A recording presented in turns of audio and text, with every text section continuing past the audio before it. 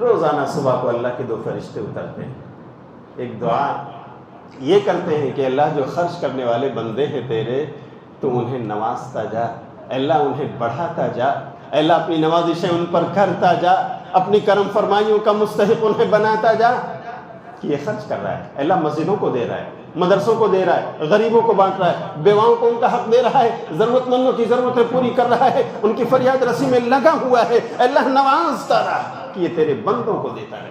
صحابہ تو آپس میں مقابلہ کرتے ہیں، جب کبھی باری آ جاتی کہ خرچ کرنے کا اعلان ہوا ہے تو چلو کیا ہے میرے پاس جو میں دے دوں، اللہ کی راہ میں لٹا دوں، اس لیے کہ دیا ہوا تو اللہ کا ہے، اللہ پھر دے گا، لیکن یہ موقع پتہ نہیں کب ہاتھ آئے، ابھی تو اعلان ہوا ہے کہ دینا ہے اللہ کی راہ میں، چلو میں کیا لٹا سکتا ہوں کہ وہ جنت خرید دوں۔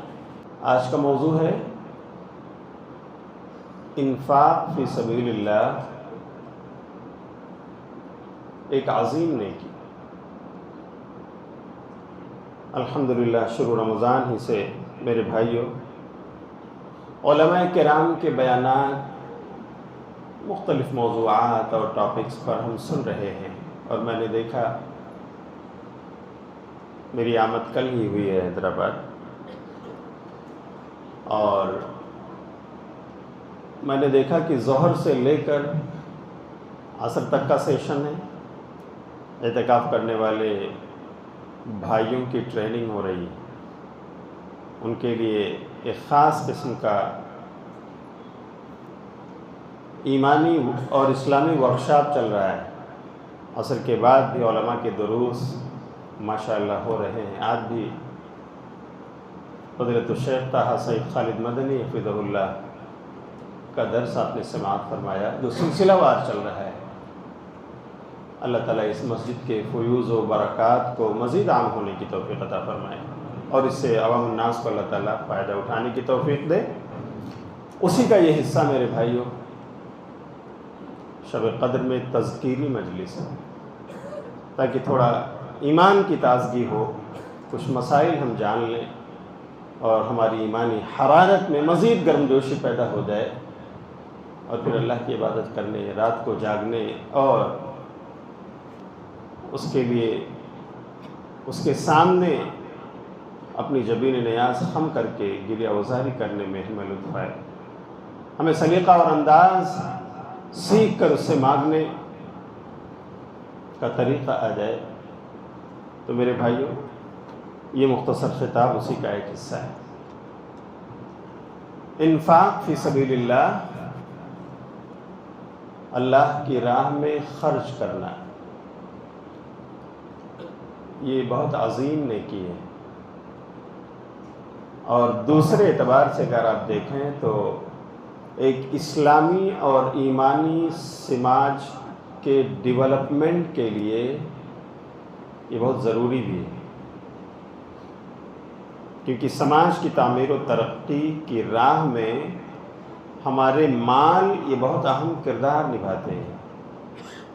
اسی لیے آپ اگر قرآن میں سورہ منافقون پڑھیں تو ان کی صفات کو ذکر کرتے ہوئے اللہ تعالیٰ نے بتایا ہے کہ وہ آپس میں اپنی میٹنگ میں جو ایجنڈے چلاتے تھے مسلمانوں کے خلاف، اس میں ایک ایجنڈا یہ تھا، یقولون لا تنفقوا علی من عند رسول اللہ حتی ينفضوا، سورہ منافقون کی آیت کہ دیکھو ان پر خرچ مت کرنا بھول سے جو محمد کے ارد گرد جمع ہے صلی اللہ علیہ وسلم، یہاں تک کہ وہ لوگ ادھر ادھر بکھر جائیں، فائنانشیل ویکنس ہوگی، جمع نہیں ہو پائیں گے، اس لیے خرچ مت کرنا، اپنے ہاتھ کو ان سے سمیٹ کر رکھنا۔ آپ اندازہ کرو میرے بھائی کہ ہمارا مال، اللہ کا دیا ہوا یہ مال، ہمارے سماج کے ڈیولپمنٹ اور اس کی تعمیر و ترقی میں کتنا اہم کردار نبھاتا ہے، جسے میں آج کے اس مختصر خطاب میں واضح کروں۔ اسی لیے اللہ تعالیٰ نے خرچ کرنے کا حکم دیا ہے۔ آپ پڑھیے سورہ منافقون کی آیت نمبر 10، اسی میں آگے اللہ کہتا ہے وَأَنفِقُوا مِمَّا رَزَقْنَاكُمْ مِن قَبْلِ أَن يَأْتِيَ أَحَدَكُمُ الْمَوْتُ، کہ دیکھو اے ایمان والو، تم خرچ کرو اس میں سے جو ہم نے تمہیں دیا ہے. جو کس نے دیا ہے؟ اللہ کہہ رہا ہے ہم نے تمہیں دیا ہے، اس مال میں سے خرچ کرو اس سے پہلے کہ تمہارے پاس موت آ جائے. فیقول رب لولا اخرتنی الی اجل قریب، تو پھر وہ کہنے لگے کہ اے میرے رب تو نے مجھے ایک وقت کے لیے مہلت کیوں نہیں دے دی کہ میں تیری راہ میں اپنا مال خرچ کر لیتا. وَأَكُن مِّنَ الصَّالِحِينَ، میں صدقہ و خیرات کر کے آتا اور نیک لوگوں میں سے ہوتا، جنت مجھے بھی ملتا. اے میرے رب مجھے مہلت کیوں نہیں ملی؟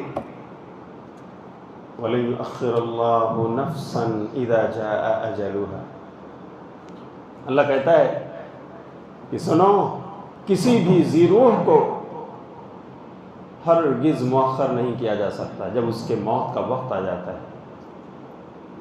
دوسری جگہ اللہ کہتا ہے لا يستأخرون ساعة ولا يستقدمون، ایک سیکنڈ کے لیے نہ آگے اور نہ بولو، نہ آگے اور نہ پیچھے. وقت آ گیا، جانا ہے. کتنے جوانوں کو ہم نے اپنے کندھوں پر اسی مختصر زندگی میں اٹھایا اور دفن کیا. کتنے بزرگ ہیں 80 اور 90 سال کے عمر میں، ارذل عمر میں پہنچ کر بھی ابھی بستر راحت پر یا بستر مرگ پر سسکیاں لے رہے ہیں، موت کو آواز دے رہے ہیں، ابھی وقت نہیں آیا ہے. بولو ہے یا نہیں؟ تو میرے بھائیوں، اللہ نے انفاق فی سبیل اللہ کا حکم دیا ہے، مطلب یہ ایک واجبی امر ہے. لیکن ہمیں جاننا چاہیے کہ یہ انفاق دو طرح کا ہے. اللہ کی راہ میں خرچ کرنا، یا تو اپنے واجبی زکوٰۃ کی ادائیگی کرنا ہے، یا مالدار ہیں اللہ نے ہمیں نواز رکھا ہے تو ہمارا روٹیشن والا مہینہ جب آئے تو ہمیں حساب و کتاب کر کے اللہ کی راہ میں غریبوں کا حق دے دینا چاہیے، مستحقین تک اسے پہنچا دینا چاہیے. ایک تو یہ ہے. اور دوسرا، ہو سکتا ہے ہم اللہ کی نگاہ میں مالدار نہ ہوں، ہمارے مال میں نصاب تک، نصابی لیول تک وہ مال نہیں پہنچا، ہم 7.5 تولہ سونا یا اس کی مالیت کے مالک نہ بنے، بینک بیلنس نہ ہوا، لیکن پھر بھی کھاتے پیتے ہیں، اللہ دیتا ہے اور الحمدللہ ہم بھوکے نہیں سوتے، اور کماتے ہیں، اللہ کی دی ہوئی روزی حلال دائرے میں رہ کر کھاتے ہیں، تو اس میں بھی حکم ہے خرچ کرو، نفلی طور سے ہی صحیح. تمہارا تھوڑا بھی اللہ کی نگاہ میں بہت ہے اگر صدق دل سے ہو، اخلاص کے ساتھ. تو میرے بھائیوں، یہ دونوں طرح کے انفاق کا حکم اللہ نے قرآن میں دیا ہے. پہلے جو زکوٰۃ ہے وہ تو ایسا مال ہے کہ اگر اس کی ادائیگی نہ ہو تو ہمارے اسلام کے سامنے سوالیہ نشان ہے. جیسے نماز کے بغیر ہمارا اسلام اور ایمان مکمل بولو نہیں، ایسے ہی اگر زکوٰۃ کی ادائیگی مالدار نہ کرے تو اس کے ایمان کے سامنے بھی سوالیہ نشان ہے. اسے اپنا جائزہ لینا چاہیے. اسی لیے قرآن نے فرمایا، سورہ توبہ کی آیت نمبر 34 اور 35 پڑھیے، بڑی زبردست تحذیر ہے، وعید ہے مالداروں کے لیے. والذین یکنزون الذهب والفضة ولا ينفقونها في سبيل الله فبشرهم بعذاب أليم يوم يحمى عليها في نار جهنم فتكوى بها جباههم وجنوبهم وظهورهم هذا ما كنزتم لأنفسكم فذوقوا ما كنتم تكنزون. اللہ کہتا ہے کہ جو مال والے سونا اور چاندی جمع کر کر کے رکھتے ہیں اور اس کی زکوٰۃ نہیں ادا کرتے، ولا ينفقون في سبيل الله، اللہ کی راہ میں اسے نہیں خرچ کرتے، ہاتھ کو سمیٹ کر رکھتے ہیں، تو اے نبی آپ ان کو دردناک عذاب کی بشارت سنا دو. کیا ہے وہ عذاب؟ یوم یحمى علیہ فی نار جہنم، کہ جس دن قیامت میں نار جہنم پر انہیں تپایا جائے گا، گرمایا جائے گا اس مال کو. فتکوی بہا جباہہم، اور اس کے ذریعے سے ان کی جبینوں کو، پیشانیوں کو داغا جائے گا. وجنوبہم، ان کے پہلوؤں کو داغ دیا جائے گا. وظہورہم، ان کی پیٹھ سے داغ دی جائے گی اور کہا جائے گا فذوقوا ما کنتم تکنزون ھذا ما کنزتم لانفسکم فذوقوا، یہ وہی مال ہے جس کو تم جمع کر کر کے خزانے کے طور پر رکھ رہے تھے، اور زکوٰۃ نہیں نکالتے تھے تو چکھو اس کا مزہ جو تم جمع کر کر کے رکھتے تھے۔ کتنی واضح آیت جو بیان کر کے کہہ رہی ہے، واضح کھول کھول کر بیان کر رہی ہے کہ لوگوں دیکھو زکوٰۃ کا مہینہ آ گیا، یعنی آپ کے روٹیشن کا وہ مہینہ آ گیا جس میں آپ زکوٰۃ نکالتے ہو، حولان حول کا روٹیشن مکمل ہو گیا تو اب حساب کر لو اور انصاف کے ساتھ یہ زکوٰۃ ادا کرو۔ دیکھو اللہ سے چوری کر سکتے نہیں، دیا ہوا کس کا ہے؟ اللہ تعالیٰ آپ کے ایک ایک پائی کو جانتا اور اس کا حساب رکھتا ہے۔ جو دینے والا ہے اسے پتہ نہ ہو، اٹ از illogical۔ ہم اپنے بھائیوں سے، اپنی بہنوں سے، اپنے کسٹمرز سے، اپنے پارٹنرز سے، اپنے رشتہ داروں اور ریلیٹیو سے، اپنے ذمہ داروں سے ہم چھپا سکتے ہیں، آدھا ادھورا نکال سکتے ہیں، لیکن میرے بھائیوں بتاؤ کیا اللہ کے ہاں حساب و کتاب سے بچ جائیں گے؟ اللہ کے ساتھ دھوکہ، دغا، فریب کامیاب ہوگا؟ نہیں۔ اللہ خوب جانتا ہے کہ ہم نے اس بندے کو کیا دیا ہے، کتنے کی نکال رہا ہے اور کتنا یہ چھپا رہا ہے۔ میرے بھائیوں سچ یہ ہے کہ اگر آج کا مسلمان جو مالدار ہے اگر انصاف کے ساتھ وہ زکوٰۃ دینے پر آ جائے نا، اپنے اپنے لوکیلٹی میں آپ دیکھ لیجئے، واقعی اگر ان اصحاب حق تک ان کا حق پہنچ جائے، ان مستحقین تک ہماری زکوٰۃ میرے بھائیوں آ جائے، کوئی غریب باقی نہ بچے گا۔ اللہ تعالیٰ سب کے معیار زندگی کو ایک لیول تک لے آئے گا۔ شرط یہ ہے کہ ہم انصاف کے ساتھ اپنی زکوٰۃ نکالنے والے اور ان مستحقین تک پہنچانے والے ہیں۔ تو میرے بھائیو، ایک تو فرض زکوٰۃ ہے اور ایک ہے نفلی۔ نفلی چیز اگرچہ واجب نہیں ہے لیکن کسی بھی سماج کے ریڑھ کی ہڈی ہے۔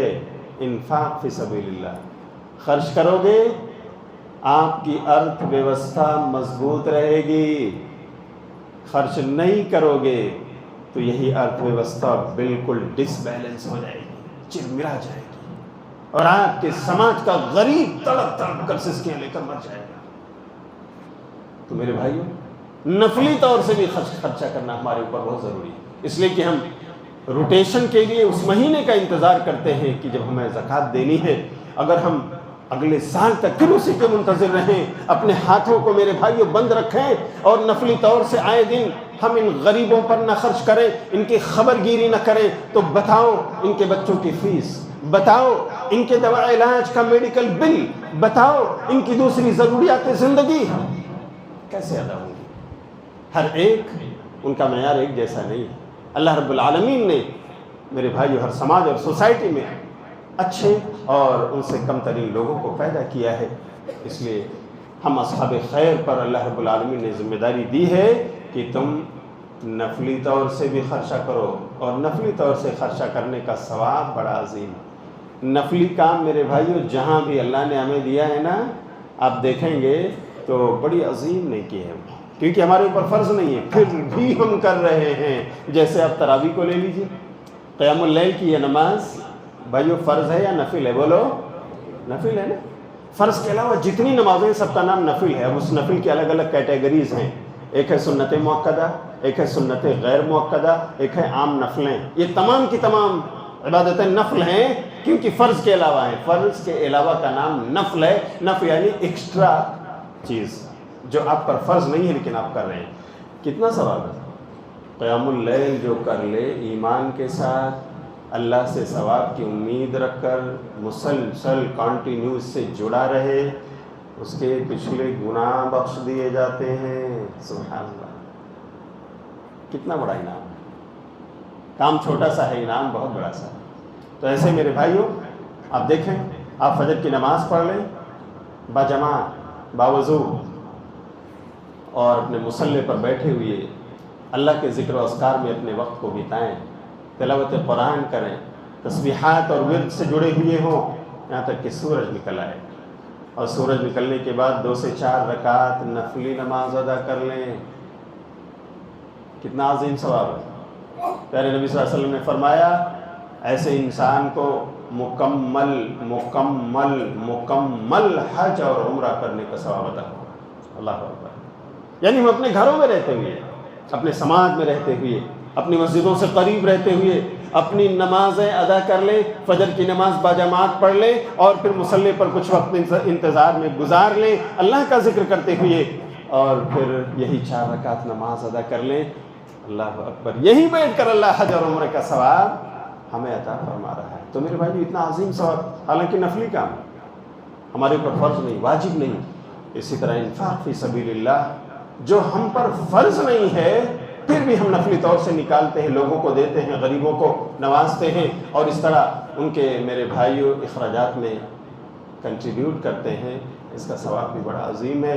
یعنی یہ جنتیوں کا کام ہے، اللہ کی راہ میں خرچ کرنا، جنت پانا ہے۔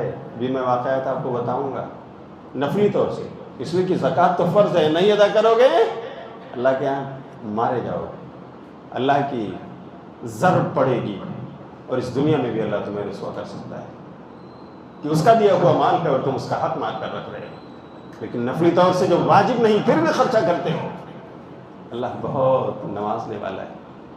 اللہ ہمارے تھوڑے پر بھی اتنا خوش ہو سکتا ہے کہ ہماری انہی نوازشوں پر اللہ کی بڑی نوازش جنت کی شکل میں ہمیں دے سکتا ہے۔ اللہ ہم سب کو انفاق فی سبیل اللہ کی توفیق عطا فرمائے۔ میرے بھائیوں، مالداروں، اپنے مال کا حساب و کتاب وقت پر ہونا چاہیے۔ یہ قرآن کی آیت بتاتی ہے نا، اس سے پہلے خرچ کر لو کہ تمہارے پاس موت کا فرشتہ آ جائے، پھر تم کہنے لگو کہ مجھے مہلت کیوں نہیں ملی کہ میں خرچ کر لیتا۔ یہ آیت کیا بتا رہی ہے کہ اگر زکوٰۃ کا وقت آ رہا ہے بالکل ٹائم ویسٹ مت کرو، حساب و کتاب کے لیے بیٹھ جاؤ، اس غریب تک اس 12ویں مہینے میں جو آپ کا روٹیشن ہے پہنچا دو۔ اور اسی طرح سے اگر آپ پر حج فرض ہو گیا ہے، مالدار ہو، تو پھر ڈیلے مت کرو، بھلے جوان ہو، بال کالے ہیں، ابھی سفید نہیں ہوئے، انتظار مت کرو کہ سفیدی آ جائے گی تب جاؤں گا، ابھی مالداری اللہ نے عطا کی ہے، ابھی سے فارم بھرو، فل اپ کرو اور حج کے لیے جاؤ، بعد میں کبھی افسوس نہ ملنا پڑے، اس لیے کہ موت کا فرشتہ کب آ جائے کسی کو معلوم بولو نہیں۔ کتنے لوگ تھے جو اسی رمضان کی چاہتوں میں زندگیاں گزار رہے تھے، اللہم بلغنا رمضان، اللہ ہمیں رمضان عطا فرما دے، لیکن میرے بھائیو تاریخ بتا رہی ہے کہ رمضان سے پہلے ہم نے ان کے جنازے اٹھائے اور ہم نے انہیں لے جا کے دفن کر دیا۔ اللہ نے ہمیں یہ رمضان عطا کیا اور یہ عظیم عبادت کا موقع بھی نصیب فرمایا ہے، تو میرے بھائیو یہ عبادت بھی وقت پر ہونی چاہیے۔ اللہ ہم سب کو ادا کرنے کی توفیق عطا فرمائے۔ اسی لیے قرآن نے کیا کہا، مال ایسی چیز ہے جس سے لوگ محبت کرتے ہیں، جیسے اولاد سے محبت کرتے ہیں، تو اللہ نے سورہ تغابن کی آیت نمبر 15 میں فرمایا، انما اموالکم و اولادکم فتنہ واللہ عندہ اجر عظیم۔ در حقیقت تمہارے مال آزمائش ہے اور تمہاری اولادیں آزمائش ہیں۔ میرے بھائیوں کیا مطلب ہے، اولاد پا کر بھی انسان کبھی کبھی اللہ کی عبادت سے غافل ہو جاتا ہے، اس کے لیے روزی روٹی کمانے میں کہ اسے پڑھانا ہے، اسے لکھانا ہے، اسے کپڑے بنوانے ہیں، اس کی ضرورتیں مہیا کرنی ہیں، تو وہ 24 گھنٹے لگا ہوا ہے، محنت کر رہا ہے، کہیں رکشے چلا رہا ہے، کہیں میرے بھائیوں ہاتھ گاڑی کھینچ رہا ہے، کہیں بزنس کر رہا ہے، کہیں جاب اور ملازمت کے اسپاٹ پر جمع ہوا اپنے پسینے بہا رہا ہے، اللہ کے ذکر سے بھی غافل ہو جاتا ہے، اس لیے کہ سیلری پوری لینی ہے، اس لیے کہ بزنس اور کاروبار کو آگے بڑھانا ہے، اور کبھی کبھی نعوذ باللہ کچھ لوگ تو حلال سے آگے جا کر حرام کی طرف بڑھ جاتے ہیں کہ بس آنے دو، کہاں سے آ رہا ہے اس کی پرواہ نہیں کرتے لوگ۔ مال آزمائش، میرے بھائیو مال کمانا یہ کمال نہیں، حلال راستوں سے کمانا یہ مومن کی شان ہے، اس لیے تھوڑا بھی ہے آئے حلال راستوں سے آنا چاہیے، تبھی اللہ ہماری عبادتیں قبول کرے گا اور اللہ ہمیں خوش رکھے گا، ہمیں ذہنی طور سے بالکل فٹ رکھے گا۔ لیکن جہاں حرام آنا شروع ہوا نا تو مینٹلی آپ ڈسٹرب ہو جائیں گے، تمام کچھ جمع ہو کر بھی آپ کو خوشی ملنے والی نہیں ہے، ٹیبلٹ لے کر بھی آپ کو نیند آ جائے گارنٹی نہیں، اس لیے کہ حرام آ رہا ہے۔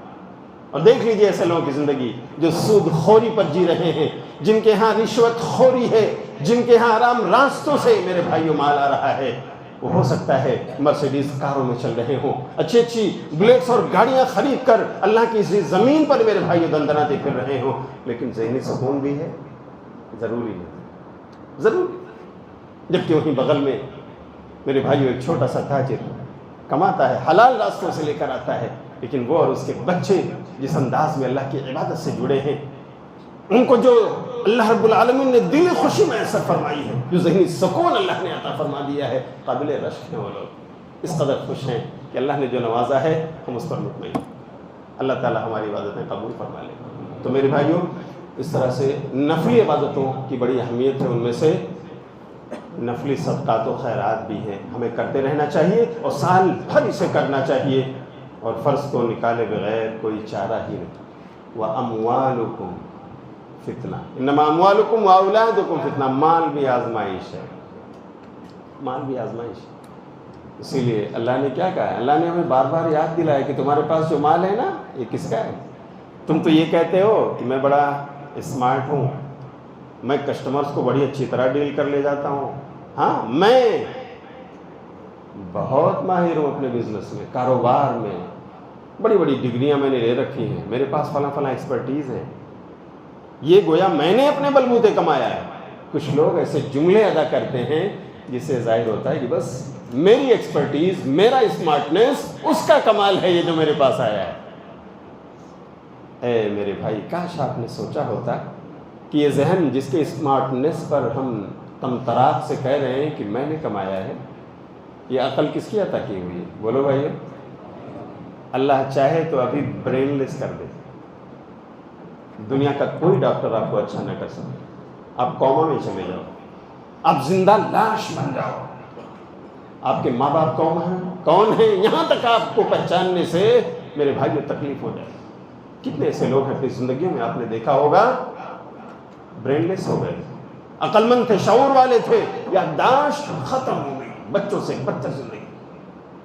کبھی کبھی آزمائش کے طور پر ایک لمحات آ جاتی ہے، تو آخر اس عقل پر تکبر کیسا؟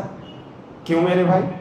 میں نے کمایا ہے، میری اپنی اسمارٹنیس اور اپنی صلاحیت کے بلبوتے میں نے یہ حاصل کیا ہے۔ یہ جملہ کس کا جانتے ہو؟ انما اوتیتہ علی علم عندی، کس نے کہا تھا؟ بولو، کس نے کہا تھا؟ اللہ جزائے خیر دے۔ قارون، فرعون کے زمانے کا خازن، بڑا ٹریجرر، اتنا مال کہ جن گوڈاؤنز میں اس کا مال ڈم کیا ہوا تھا، اس کی چابیاں، اس کے تالے اتنے تھے کہ ان کو کھولنے والی چابیوں کو ایک جماعت مل کر اٹھاتی تب اس کے بس میں ہوتا، دو چار لوگ نہیں اٹھا پاتے تھے چابیاں سے۔ تو جس کی چابیاں اتنی وزنی ہوں، اتنی کوانٹٹی میں ہوں، ان کے گوڈاؤنز کتنے رہے ہوں گے، اور ان گوڈاؤنز میں بھرا ہوا مال کتنا رہا ہوگا۔ لیکن جب اس سے کہا گیا کہ دیکھو اللہ کی راہ میں خرچ کرو اور دنیا کا بھی اپنا حصہ حاصل کرتے رہو، وَلَا تَنْسَ نَصِيبَكَ مِنَ الدُّنْيَا، تو اس نے کہا تھا کہ جو کچھ ملا ہے مجھے اپنے علم کی بنیاد پر ملا، میری نالج، میری صلاحیت، میری ایبیلٹی، میری اسمارٹنیس، میں نے اسے کمایا ہے، اس میں کسی کا کچھ نہیں ہے۔ تو کیا ہوا؟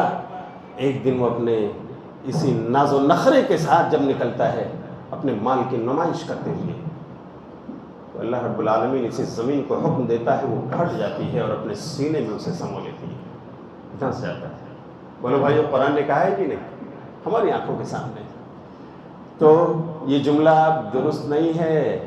میرے علم کی بنیاد پر، میری طاقت، میری قوت، میری جوانی، میری جولانی، اور میں نے، آپ نے کیا ہے، لیکن اللہ کا شکر ادا کیجیے، یہ طاقت اللہ نے دی، یہ عقل اللہ کی دی ہوئی ہے، اگر اسی کو وہ چاہے تو ضائع اور برباد کر دے، دنیا کی کوئی دوا کام نہ کرے۔ تو میرے بھائیوں، اسی لیے اللہ نے کہا ہے وَآتُوهُم مِّن مَالِ اللَّهِ الَّذِي آتَاكُمْ، ان غریبوں کو ان کا حق دے دو اللہ کے مال میں سے جو اس نے تمہیں دیا ہے۔ کس کے مال میں سے؟ من مال اللہ، تمہارے پاس جو ہے یہ تمہارا نہیں ہے سب، یہ کس کا ہے؟ بولو، اللہ کا دیا ہوا، اللہ نے دیا تب تمہیں ملا، تب تمہیں ملا۔ اللہ چاہے تو اسے چھین لے، اللہ کا مال ہے یہ، اس لیے غریبوں کا حق نکالنے میں دیری نہ کرو۔ کتنے واقعات آپ نے پڑھے میرے بھائیوں، دنیا کے مالدار ترین لوگ، ہاں، جن کے پاس دنیا کے تمام بڑے بڑے ممالک میں اپنے فارم ہاؤسز ہوا کرتے تھے، جن کے پاس بڑی بڑی شپ اور میرے بھائیوں ایسی ایسی جہازیں تھیں جس پر 2-4 ہیلی کاپٹر ہمیشہ موجود رہتے تھے، جن کے پاس بڑے بڑے ملکوں میں اسطبل اور گھوڑے ہوا کرتے تھے، ہاں، لیکن جب انہوں نے اللہ کا حق نہیں دیا، غریبوں کا حق مار لیا اور یہ کہنے لگے کہ مجھے اللہ نے اولاد آدم کا ذمہ دار نہیں بنایا، میں جو کچھ کمایا ہوں اپنے اوپر خرچہ کروں گا، اولاد آدم کی ذمہ داری میرے اوپر نہیں۔ تو ایسے لوگوں کو بھی اللہ نے مزہ چکھایا، اور ایک وقت آیا کہ انہیں ایک ملک سے دوسرے ملک، اپنے ملک پہنچنے کے لیے کرایہ نہیں، ان کو ٹکٹ کسی اور نے دیا، اور دیتے ہوئے کہا کہ کوئی بات نہیں، آپ مانگ رہے ہو، یہ ٹکٹ نکال کے دے رہا ہوں، لیکن سن لو، یہ صدقہ ہے کہ اللہ نے مسکینوں کے لیے اسے جائز رکھا ہے، آج صدقہ آپ میرا لے لو۔ کس کی بات ہے؟ مجھے نام لینے کی ضرورت نہیں ہے۔ بڑا مالدار ترین انسان جو اپنے مال پر ناز و نخرے کرتا تھا، غرور کرتا تھا، گھمنڈ کرتے ہوئے پھرتا تھا۔ ابھی جلدی کی بات ہے، اور یہ ویڈیوز آپ نے شاید اپنی آنکھوں سے دیکھی ہو کہ اللہ رب العالمین نے اسے ذلیل اور رسوا کر دیا۔ تو میرے بھائیوں، اس وقت کے آنے سے پہلے ہمیں جو فرض ہے اسے بھی ادا کرنا ہے، اور جو نفل ہے اسے بھی ادا کرتے رہنا ہے، کیونکہ اللہ کا وعدہ ہے، اے ابن آدم انفق علیک، تو خرچہ کر دوسروں پر اور تیرا رب خرچہ کرے گا تجھ پر۔ اور جبریل کی دعا ہے، فرشتے دعا مانگتے ہیں کس کے لیے؟ اللہم آت منفقا خلفا۔ روزانہ صبح کو اللہ کے 2 فرشتے اترتے ہیں، ایک دعا یہ کرتے ہیں کہ اللہ جو خرچ کرنے والے بندے ہیں تیرے، تو انہیں نوازتا جا، اللہ انہیں بڑھاتا جا، اللہ اپنی نوازشیں ان پر کرتا جا، اپنی کرم فرمائیوں کا مستحق انہیں بناتا جا۔ کہ یہ خرچ کر رہا ہے، اللہ مسجدوں کو دے رہا ہے، مدرسوں کو دے رہا ہے، غریبوں کو بانٹ رہا ہے، بیواؤں کو ان کا حق دے رہا ہے، ضرورت مندوں کی ضرورتیں پوری کر رہا ہے، ان کی فریاد رسی میں لگا ہوا ہے، اللہ نوازتا رہا کہ یہ تیرے بندوں کو دیتا رہے۔ وَآتِ مُمْسِكًا تَلَفًا، اور جو پکڑ کے رکھتا ہے اپنا کمایا ہوا مال، اپنی تجوری میں بند کر کے رکھتا ہے اور خرچ نہیں کرتا، اپنے ہاتھ کو سمیٹ کر رکھتا ہے، تو فرشتہ کہتا ہے اے اللہ اسے برباد کر دے، اے اللہ تلف کر دے اس کا مال، تو اللہ اسے ضائع و برباد کرتا ہے۔ اس لیے کہ فرشتے اپنے من سے کوئی دعا یا بد دعا کرتے بولو نہیں، اور جب فرشتے کسی کے لیے دعا کریں گے تو اللہ قبول کرے گا کہ وہ اللہ کے حکم سے کر رہے ہیں، فرشتے کسی کے لیے بد دعا بھی کریں گے تو اللہ قبول کرے گا کہ فرشتے اپنے من سے کچھ نہیں کرتے۔ یفعلون ما یؤمرون، یہ وہی کرتے ہیں جو اللہ انہیں حکم دیتا ہے۔ تو میرے بھائیوں، ہمیں اللہ کی راہ میں خرچ کرنا چاہیے۔ آج بھی آپ دیکھیں، اپنے سماج پر نظر ڈالیں تو مال کمانے اور خرچ کرنے والے لوگ 2 طرح کے ہیں، 2 طرح کے۔ ایک مالدار وہ ہیں جو دنیا دار ہیں، خالص دنیا دار، دنیا کے عیش و عشرت میں لگ گئے، اللہ نے مال دیا تو میرے بھائیوں عیاشی میں لگ گئے، غریبوں کو بھول گئے، بس اپنی عیش و عشرت پر نظر رکھی انہوں نے۔ تو ایسے میں قرآن نے ان کے بارے میں بڑی بربادی کا میرے بھائیوں مزدہ سنایا ہے۔ کیا کہا؟ سورہ ہمزہ پڑھیے، وَيْلٌ لِّكُلِّ ہُمَزَةٍ لُمَزَةٍ الَّذِي جَمَعَ مَالًا وَعَدَّدَهُ، ویل ہے، بربادی ہے ہر چغل خور کے لیے، غیبت کرنے والے کے لیے، اور کس کے لیے؟ الَّذِي جَمَعَ مَالًا وَعَدَّدَهُ، جو اپنے مال کو جمع کر کر کے رکھتا اور بس اسے گنتا پھرتا ہے۔ کیا مطلب؟ مال کو نہیں کمانا اور جمع کرنا چاہیے، مال کو گننا نہیں چاہیے، بینک کے حوالے ایسے کر دینا چاہیے، تجوریوں میں یوں ہی رکھ دینا چاہیے، نہیں۔ اس کا مطلب یہ ہے کہ وہ آدمی اپنے مال کے جمع کرنے اور رکھنے میں اتنا حریص ہے کہ بس اسے اس کا مال اور کچھ نہیں، وہ اور اس کا مال اور کچھ نہیں۔ وہ آتا ہے اپنے مال کو دیکھتا ہے، گنتا ہے، رکھتا ہے، اللہ کی عبادتیں بھی ضائع کر دیتا ہے، غریبوں کا حق بھی بھول جاتا ہے، اور اسی مال کمانے، جمع کرنے، گن گن کر رکھنے میں پڑا ہوا ہے۔ تو بس ایسے کے لیے ویل ہے، تباہی ہے، بربادی ہے، ہلاکت ہے۔ اللہ نے قرآن کریم میں کہا کہ کون سا مالدار ہے؟ جو دنیا دار ہے۔ ورنہ مال کو گننا، مال کو جمع کر کے رکھنا اور پھر اس میں غریبوں کا حق نکالتے رہنا، اللہ کا حق اس میں دیتے رہنا، ایسے لوگوں کی تو تعریف قرآن نے فرمائی ہے نا. تو جمع کرنا یا گننا یہ برا نہیں ہے، لیکن جمع کرنے اور گننے میں ہی اپنے اوقات کو صرف کرنا اور لوگوں کا حق مارتے رہنا، اللہ کے حق سے بھی دستبردار ہو جانا، یہ برا ہے، جس کی مذمت اس آیت کریمہ میں آئی ہوئی ہے. اسی طرح آپ دیکھیں نبی صلی اللہ علیہ وسلم نے فرمایا دنیا دار، ایسا مالدار جو دنیا دار ہے. تعیس عبد الدینار والدرہم، صحیح بخاری کی روایت ہے. درہم و دینار کا بندہ ہلاک ہوا. درہم و دینار کا بندہ، اللہ کا بندہ نہیں. نبی صلی اللہ علیہ وسلم نے کہا درہم و دینار کا بندہ ہے، اس لیے کہ اس کے ہاں اس کا خدا، اس کا مال ہے، وہ اسی کا پجاری بنا ہوا ہے. ابھی تک ہم سنتے تھے غیروں کے ہاں وہ پتہ نہیں کیا لکشمی پوجا اور فلاں فلاں پوجا کرتے ہیں. ان روپیوں کو بھی وہ گاڈ مانتے ہیں. اگر آپ ان کو دیتے ہوئے پیسہ ایسے دے دیں گر جائے تو بڑی بے عزتی آپ کی ہوگی. آپ نے اس کے ساتھ کیا کیا ہے؟ یہ تو گاڈ ہے. آج مسلمانوں میں بھی ایسے لوگ ہیں، تعیس عبد الدینار والدرہم، وہ درہم و دینار کے بندے ہیں. مال ملا، قرآن نبی صلی اللہ علیہ وسلم کی حدیث کریں ان اعطی رضی وان لم یعط لم یرضی. ان کی صفت یہ ہے کہ اگر مال مل جائے تو خوش، وان لم یعط، لیکن اگر مال نہیں ملا، نہیں دیا گیا ان کو تو ناراض ہو گئے. مال کو انہوں نے دوستی اور دشمنی کا معیار بنا رکھا ہے. دو گے تو خوش رہوں گا، نہیں دو گے تو ناراض ہو جاؤں گا.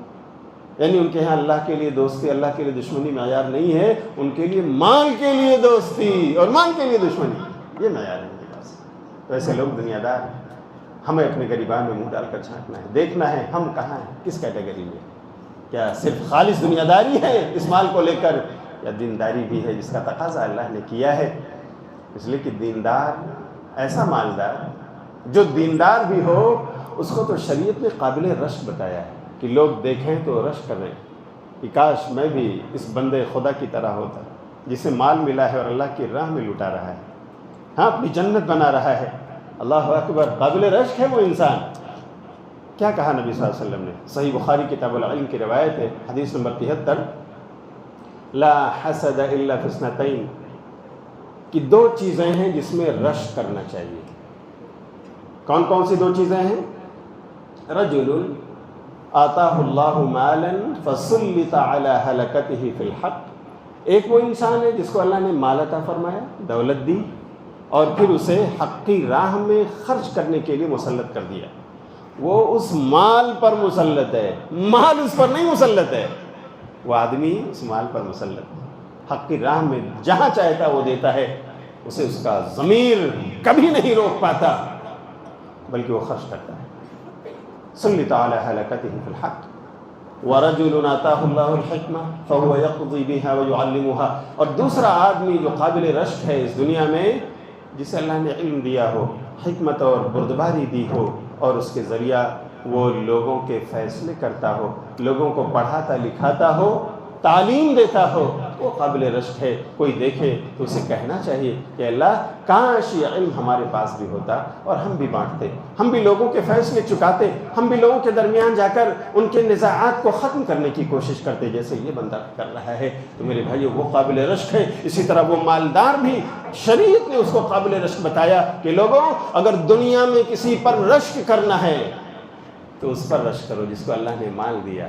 اپنے مال کو وہ دین کی راہوں میں بے طرح خرچ کرتا ہے. جہاں ضرورت آئی مسجدوں کے بنانے میں لگایا، جہاں ضرورت آئی مدارس کی تعمیر میں لگ گیا، جہاں ضرورت آئی کہیں کسی طرح آسمانی اور زمینی مصیبتوں کا لوگ شکار ہو گئے تو اپنی دولت کے دہانے اس نے کھول دیے. لوگوں کو کھلا پلا رہا ہے، لوگوں کو شیلٹر دے رہا ہے، لوگوں کے بچوں کی فیسیں ادا کر رہا ہے، لوگوں کے میڈیکل بل کو پے کرنے میں اسے خوشی محسوس ہو رہی ہے. اللہ نے اس مال پر اسے مسلط کر دیا ہے. کوئی دیکھے تو اسے رشک کرنا چاہیے، اے کاش اس کی طرح اللہ نے مجھے حلال مال عطا فرمایا ہوتا تو میں بھی اسی کی طرح خرچ کرتا. تو میرے بھائیوں، ہمیں ایسا مالدار بننا چاہیے جو دیندار، جو اللہ کا حق بھی ادا کرنے والا ہو اور غریبوں کا حق بھی. جو ایسا انسان ہے میرے بھائیو، واقعی وہ قابل رشک ہے. نبی صلی اللہ علیہ وسلم کے صحابہ ایسے ہی لوگ تھے. اللہ نے انہیں دیا تو انہوں نے دنیا والوں کو دیا اور ایسا دیا کہ آج تک تاریخ نے ان کے دیے ہوئے مال کو صرف نہیں، ان کے طرز و انداز کو بھی لکھ لیا کہ دینے میں کتنے دیالو تھے وہ، کیسے کیسے کیسے دینے والے تھے وہ، سبحان اللہ، ان کا طرز و انداز کتنا نرالا تھا۔ ابوبکر صدیق رضی اللہ تعالیٰ عنہ کے بارے میں خود نبی صلی اللہ علیہ وسلم نے فرمایا کہ ما نفعنی مال قط ما نفعنی مال ابی بکر، ابو بکر نے جو خرچہ کیا نا، ابو بکر کے مال نے جتنا فائدہ مجھے پہنچایا ہے کسی اور مال نے مجھے فائدہ نہیں پہنچایا۔ ابو بکر رضی اللہ عنہ نے یہ جملہ سنا، فبکا، تو رونے لگے اور کہا وَهَلْ أَنَا وَمَالِي إِلَّا لَكَ يَا رسول اللہ، اللہ کے رسول میں اور میرا مال تو آپ ہی کے لیے ہے، آپ کے دین کی حمایت و نصرت کے لیے اللہ نے دیا ہے تو میں دے رہا ہوں، سبحان اللہ۔ تو میرے بھائیوں، پیارے نبی نے جن کے مال کے خرچ کرنے پر اظہار ہمدردی کی ہے، ہاں آپ اظہار ناز کیا ہے کہ ہمارے صحابہ میں ایسے ہیں کہ جو اللہ کے دین کے لیے خرچ کرنے پر جٹے ہوئے ہیں اور قابل رشک ہیں وہ لوگ۔ کیا کیا تھا ابو بکر نے؟ آپ اگر زاد المعاد پڑھیے نا، علامہ ابن قیم کی مشہور زمانہ کتاب زاد المعاد، جو انہوں نے سفر حج میں جاتے اور وہاں سے واپس آتے ہوئے اسی راستے میں لکھی تھی، اور 4 جلدیں تیار ہو گئی۔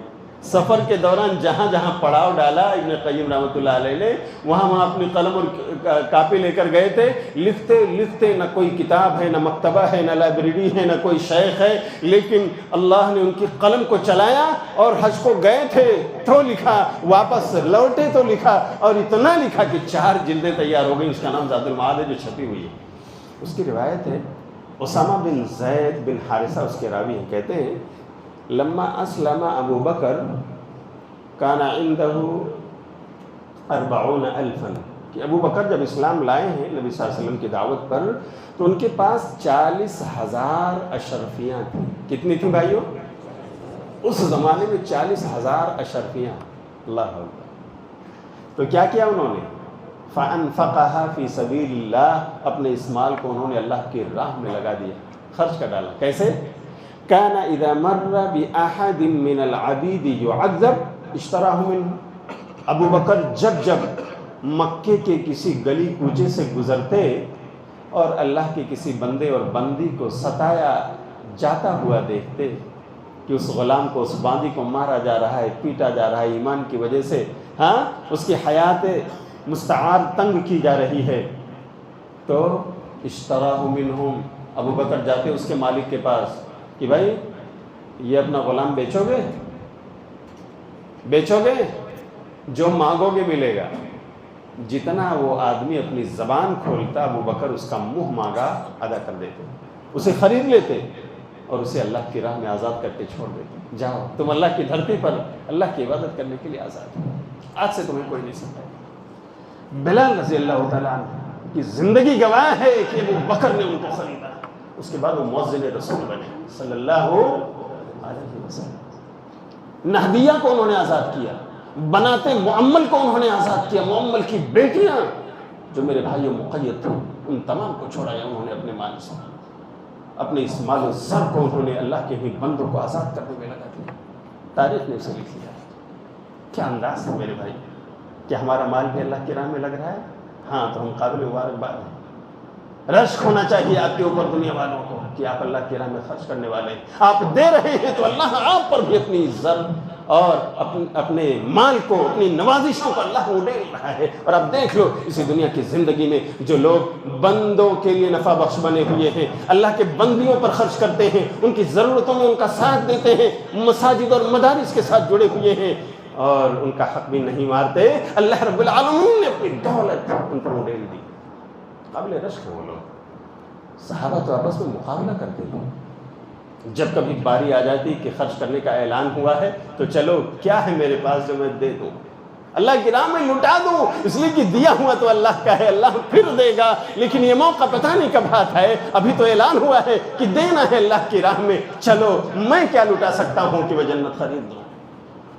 ایک بار عمر بن خطاب رضی اللہ تعالیٰ عنہ روایت کے راوی ہیں، خود وہی بیان کرتے ہیں کہ امرنا رسول اللہ صلی اللہ علیہ وسلم ان نتصدق، اللہ کے رسول صلی اللہ علیہ وسلم نے اعلان کیا کہ لوگوں صدقہ کرو، تو عمر کہتے ہیں فوافق ذلك عندي مالا، اتفاق سے اس وقت میرے پاس مال آیا ہوا تھا.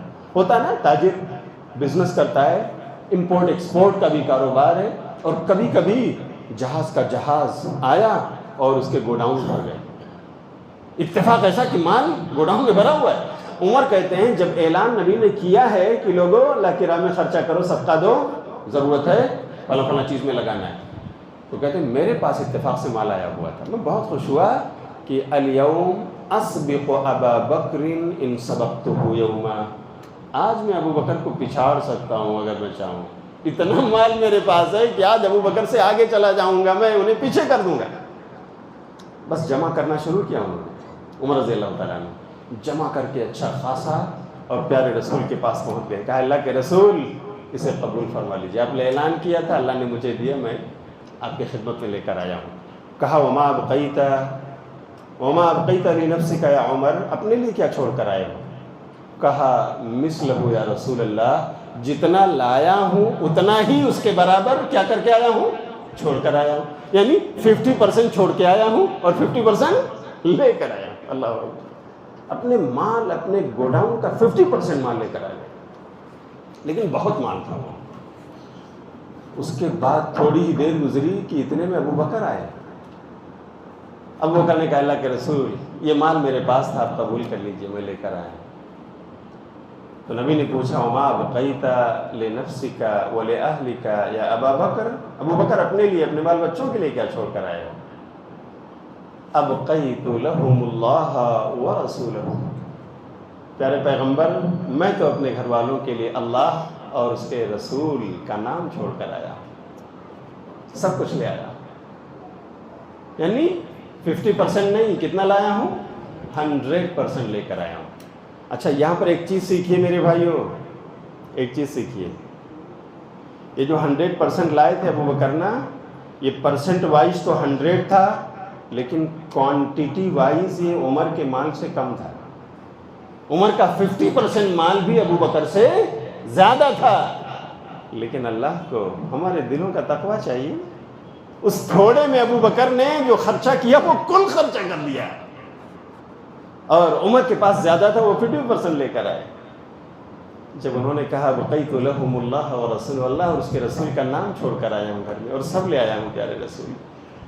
تو اب عمر نے سنا، کہا واللہ لا اسبقہ الی شیء ابدا، میں آج ابو بکر سے نہیں جیت پایا جبکہ اتنا مال تھا میرے پاس، آج کے بعد میں ابو بکر سے کبھی آگے نہیں جا سکتا، اللہ کی قسم نہیں جا سکتا.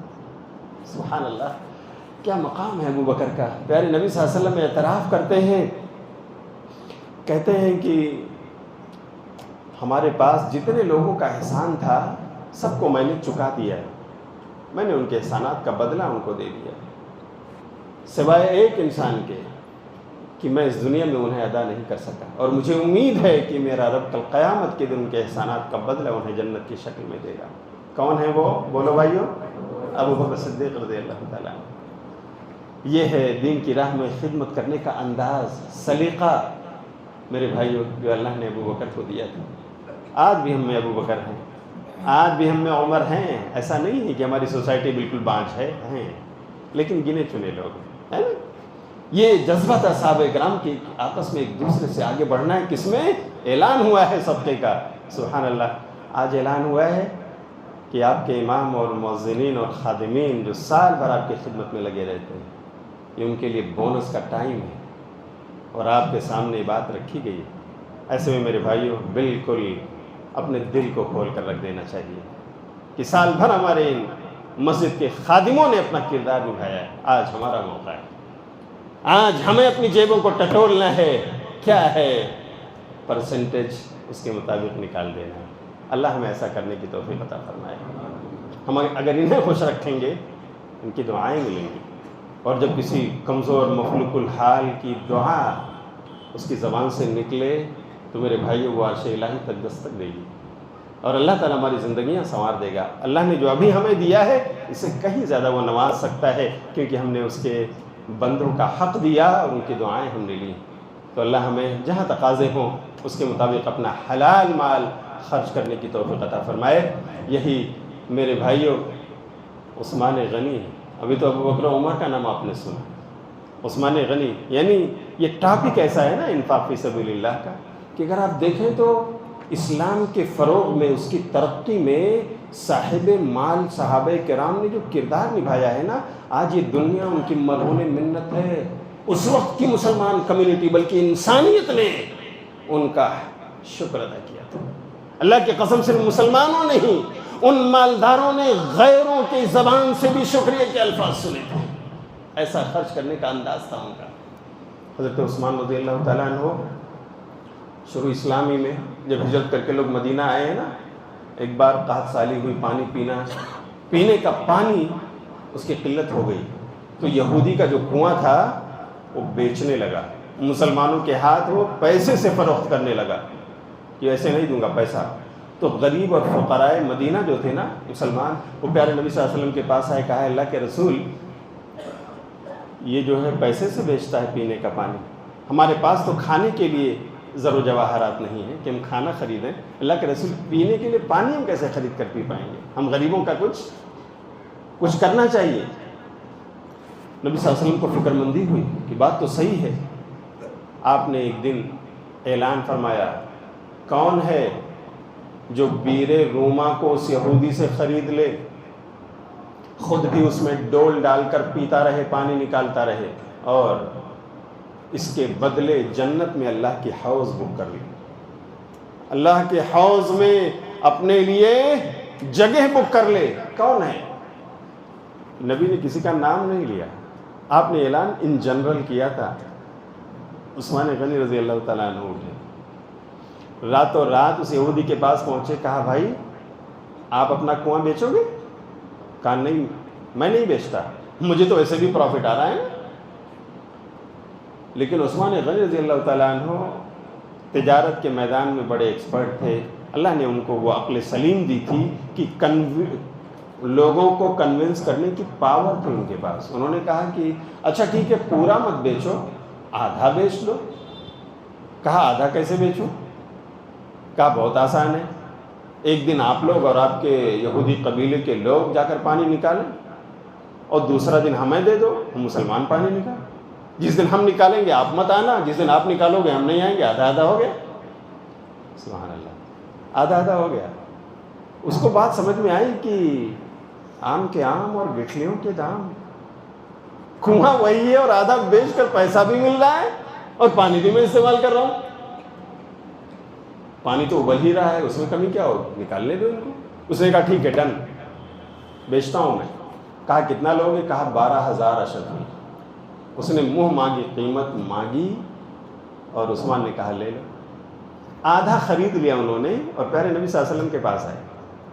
کہا پیارے رسول میں نے وہ کنواں اس کے بارے میں ڈیل کی، وہ مان تو نہیں رہا تھا لیکن میں نے کہا آدھا دے دو تو مان گیا. میں نے آدھا خرید لیا. کہا عثمان آدھا کیسے؟ تمہاری ڈیل کیسے ہوئی؟ کہ اللہ کے رسول ہم نے کہا کہ ایک دن آپ پانی نکالو ہم نہیں آئیں گے، اور ایک دن ہم لوگ پانی نکالیں گے مسلمان کمیونٹی کے لوگ، آپ لوگ نہیں آئیں گے. بس ہو گیا آدھا آدھا. تو کہا کوئی لیٹر تو فکس نہیں ہوا ہے نا؟ کہا نہیں. کہا پھر ٹھیک ہے. آپ نے اپنے صحابہ کو جمع کیا اور کہا صحابہ دیکھو عثمان نے یہ خرید لیا ہے، فلاں فلاں دن ہماری باری ہے، اس دن ہمیں پانی نکالنا ہے، تو جب ہماری باری ہو تو ہم خوب محنت سے ڈول ڈال کر پانی نکالیں، جمع کر لیں، اس لیے کہ اس دن دوسرے لوگ نہیں آئیں گے، ہمیں ہی نکالنا ہے. تو آپ جتنا چاہو نکالو، کیونکہ وہ دن آپ کا ہے. فکس نہیں ہوا ہے کہ لیٹر کتنا نکالنا ہے نا. اس نے اس کی آزادی دی ہے تو خوب نکال کے جمع کر، ایک دن میں 2 دن کا نکال کر جمع کر سکتے ہو آپ. تو مسلمانوں نے خوب محنت کی ایسے. وہ دیکھتا رہا، یہودی کو رہا نہ گیا. کچھ شکایتیں پہنچی کہ دیکھو یہ لوگ بڑا پانی لے رہے ہیں، بہت محنت سے نکالتے ہیں اور اتنے دن کا پانی جمع کر لیتے ہیں. تو اس یہودی نے ایک دن عثمان رضی اللہ عنہ کو خود بلایا اور کہا عثمان دیکھو ایسا ہو رہا ہے، آپ کے لوگ بہت پانی نکالتے ہیں. کہا ٹھیک ہے آپ نے ہمیں آدھا دیا ہے نا، اور آدھا یہ ہے کہ ایک دن ہمارا ایک دن آپ کا. آپ نے یہ کہاں فکس کیا کہ اتنا لیٹر اور اتنا ڈرم نکالنا ہے؟ تو جب یہ فکس نہیں ہے تو بھائی ہم جتنا نکال سکتے ہیں نکالیں گے. یہ تو انصاف ہے نا، ہم نا انصافی نہیں کر رہے. بولے ٹھیک ہے لیکن مجھے یہ پسند نہیں، تو میں کیا کر سکتا ہوں؟ آپ یہ کرو پورا کنواں خرید لو. اس نے کہا پورا کنواں خرید لو، آدھا بھی میں دے رہا ہوں. کہا ٹھیک ہے لیکن اب قیمت میں لگاؤں گا. اس وقت میری ضرورت تھی نا, ابھی آپ کی ضرورت. اب 8,000 دوں گا میں. 8,000 میں اگر دینا ہے تو ٹھیک. کیا پاور تھی عثمان کے پاس رضی اللہ عنہ وارضہ. کنونس ہو گیا وہ, اور اس نے کہا ٹھیک ہے. 8,000 دیے, 12,000 اور 8,000 ٹوٹل کتنے میں بھائی؟ 20,000 اشرفی میں پورا کنواں مسلمانوں کے حوالے. اور خوشی خوشی عثمان رضی اللہ تعالیٰ عنہ کہا اللہ کے رسول پورا کنواں اس نے مجھے دے دیا ہے, اور اس طرح ہماری ڈیل ہو گئی ہے, میں اسے مسلمانوں کے لیے, اہل مدینہ کے لیے وقف کر رہا ہوں. سبحان اللہ. نبی صلی اللہ علیہ وسلم نے ان کے لیے ہاتھ اٹھا کر دعائیں مانگی, اللہ عثمان کا یہ صدقہ قبول فرما لے. میرے بھائیوں, سماج کی تعمیر و ترقی میں مالداروں کے مال نے کتنا نفع پہنچایا ہے کمیونٹی کو. اللہ اکبر. اسی لیے نبی نے فرمایا خیر الناس انفع الناس یا خیر الناس من ينفع الناس. بہترین انسان وہ ہے جو لوگوں کے لیے فائدہ مند ہے. کیسا فائدہ پہنچایا تھا عثمان غنی کے مال نے اس وقت کے سماج کو. سارے لوگ خوش ہیں, دعائیں دے رہے ہیں, پانی نکال رہے ہیں, پی رہے ہیں. خود عثمان کے لیے بھی اس کو ایک پانی حلال ہے. نبی نے کہا بک کر لو, جنت میں بھی اس کے بدلے حوض میں اپنی جگہ, اور یہاں بھی پانی نکال کر پیتے رہو, اس کے بدلے اللہ کے یہاں بھی لے لو.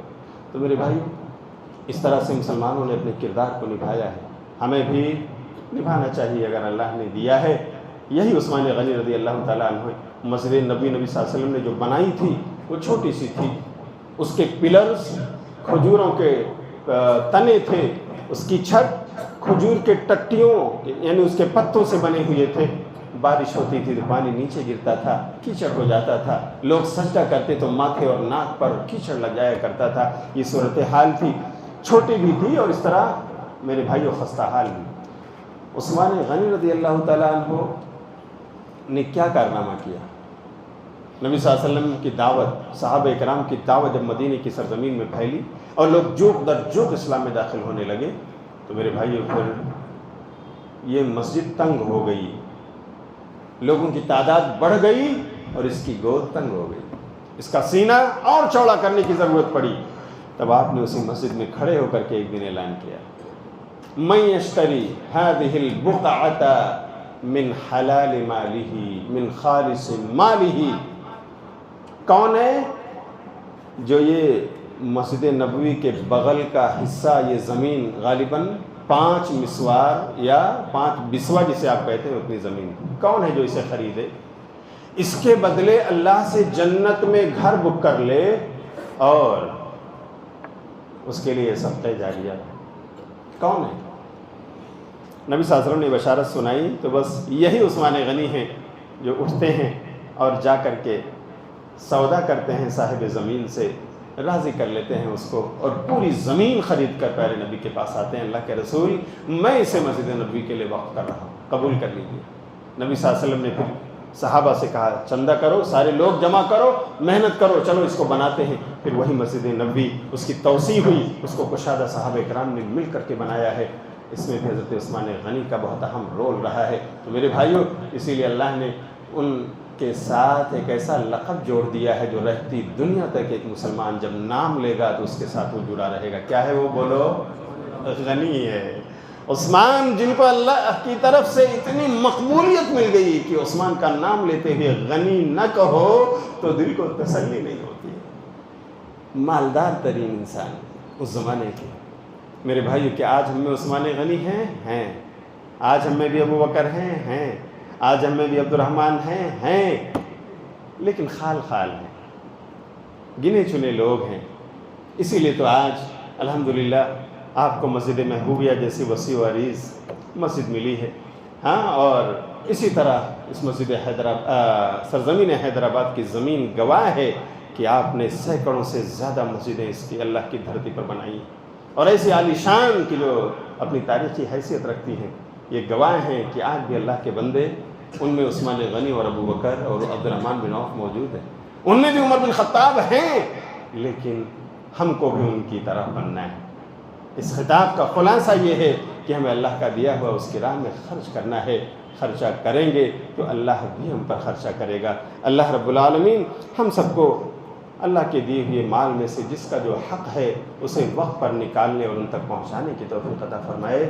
میرے بھائیوں، اس نیکی کو آپ کم تر نہ سمجھیے، قرآن میں اس کا حکم ہے، لوگوں خرچ کرو موت کے آنے سے پہلے، کہیں ایسا نہ ہو کہ موت آدھا پہنچے اور تم کبھی افسوس ملو کہ کاش اپنی جمع شدہ پونجی، اپنے بینک بیلنس کو، اپنی تجوریوں کو کھول کر میں نے اللہ کی راہ میں دیا ہوتا تو میرے لیے جنت بک ہو گئی ہوتی، اے کاش اس وقت کے آنے سے پہلے میں نے خرچ کر لیا ہوتا۔ تو میرے بھائیوں، افسوس اس وقت کچھ کام نہیں آئے گا، اس لیے آپ اپنے ایمان کو تازہ کر لیجئے، ایمانی حرارت اور اس کی گرمجوشی کو بڑھا لیجئے، اور جو تقاضے ہیں آپ کے مال میں اللہ کی طرف سے اسے بھی ادا کرتے رہیے۔ اللہ ہم سب کو انصاف کے ساتھ اپنے اوپر عائد زکوٰۃ کی ادائیگی کرنے کی توفیق عطا فرمائے، اور اگر ہم صاحب نصاب نہیں ہیں لیکن کھاتے پیتے ہیں، اللہ کا شکر ادا کرنا چاہتے ہیں، تو اللہ تعالی ہم سب کو نفلی صدقہ و خیرات کرنے کی بھی توفیق عطا فرمائے، آمین۔ ان چند باتوں پر اکتفا کرتا ہوں، اس لیے کہ میرے بھائیو، یہ رات تنہائی اور انفرادی عبادت کی رات ہے، اللہ سے رو لینے کی رات ہے، اس کے سامنے سچی توبہ کر لینے کی رات ہے، اس سے بخشش کا پروانہ لینے اور اس کا حقدار بننے کی رات ہے۔ میں سمجھتا ہوں اتنا کافی ہے۔ اللہ تعالی ہم سب کو ایمانی حرارت کے ساتھ اس کے تقاضوں پر عمل کی توفیق عطا فرمائے، آمین۔ آپ سب کا بہت بہت شکریہ۔ والسلام علیکم ورحمۃ اللہ وبرکاتہ۔